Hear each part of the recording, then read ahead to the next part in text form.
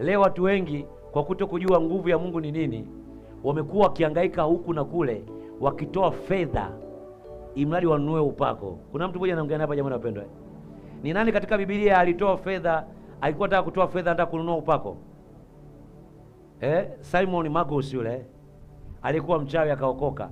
Alipoona watumishi wa Mungu wanawekewa mikono, wanapokea ujazo wa Roho Mtakatifu, akasema na mimi nataka hii.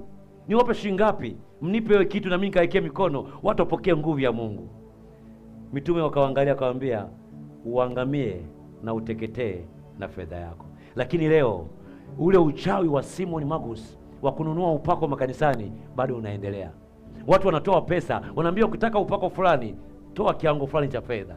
Na watu kwa kuwa ni manyati au ni manene, ni mambumbumbu, watu wanaenda tu hivi.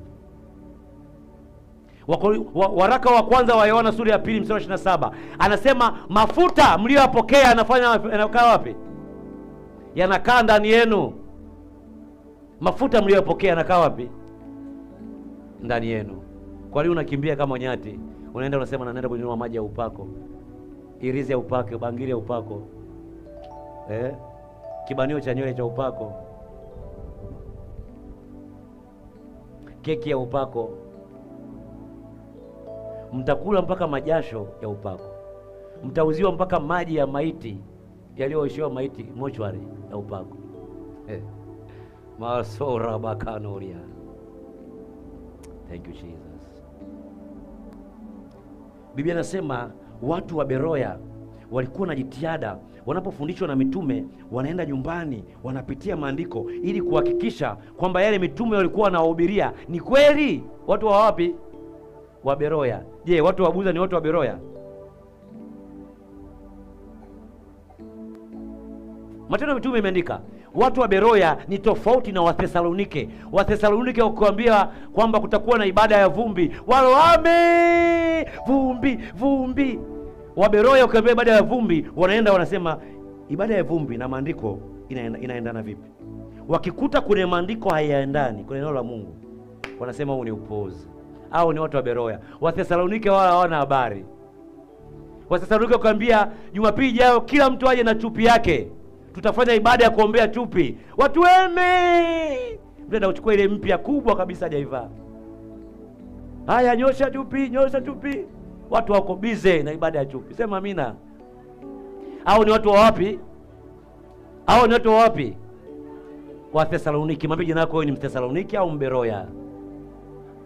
Watu wa Thesalonike ni rahisi sana kuchukua pesa kwao, mikono mifuko yao. Wanapenda miujiza, wanapenda vitu vya ishara. Naongea kwenye microphone, watu wanisikie huko wanaponisikia. Wachungaji wengi wanakula tunda, wanafungua zipu ya sketi na suruali kwa mabinti na kwa wake za watu, hasa wale ambao wanasema nataka kuolewa. Haleluya! Nani ashakutana nao hiyo? Nataka kuolewa au nataka mtoto, nataka kibali. Utakutana na nabii ambaye anakuambia ukitaka kibali kwanza unipe tunda la apple kwanza, kwa kuwa mimi ni mpako mafuta, automatic na wewe kile kibali cha Mungu kitambatana na wewe. Wengi tunaofanyia counseling wameshaathirika na hilo eneo. Mabinti, mnanisikia vizuri? Wengine wako hapa wanaangalia chini, hataki kusema. Wapo hapa. Sio kwamba walikubali, walikata kamba wakakimbia. Wengi waliingia ofisini, mchungaji akatoa mafuta ya mzaituni akawaambia, yani kama kwa waganga wa kienyeji, akawaambia ukitaka hiyo jambo lako liwe safi, wewe una ladha za shangazi yako, bibi yako akutamkia maneno, kuna kitu umetoka nacho kwenye upande wa baba yako kinakusumbua, njoo nikupake mafuta ya mzaituni kutoka Israeli. Mafuta hayo yanawekwa kwenye mkono wa mchungaji, alafu anafanyaje? Yanapakwa mshirika, na mshirika huyo anakuwa ni sehemu ya nani? Mnaniangalia mnijui?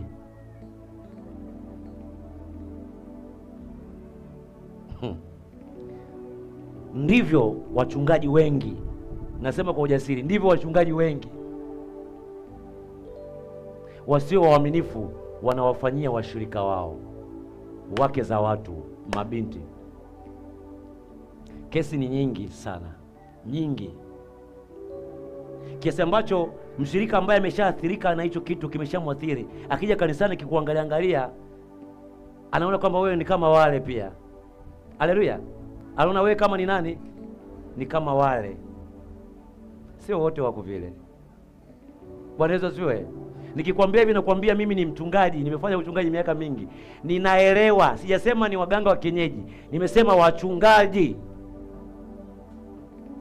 Ni ambao mnataka mambo ya haraka haraka, kibali cha masaa 72, njoo ofisini. Tena unaambiwa, yani kwa kuwa hilo tendo anaenda kulifanya ni tendo la kiagano, anakuambia njoo na sadaka fulani maalum na kiwango anaweka pale, kwa sababu hakuna ibada ambayo haitoi sadaka, si ndio?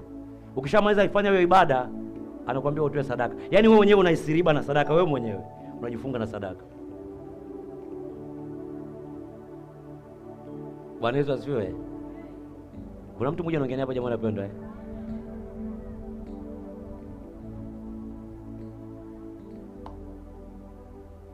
siku ukinisikia nakwambia hivyo, wewe binti, wewe dada, kimbia haraka madhabahuni, nyanyua mikono yako juu, sema Baba, mtumishi Masawe anapotea. Bwana Yesu asifiwe. Utaombaje?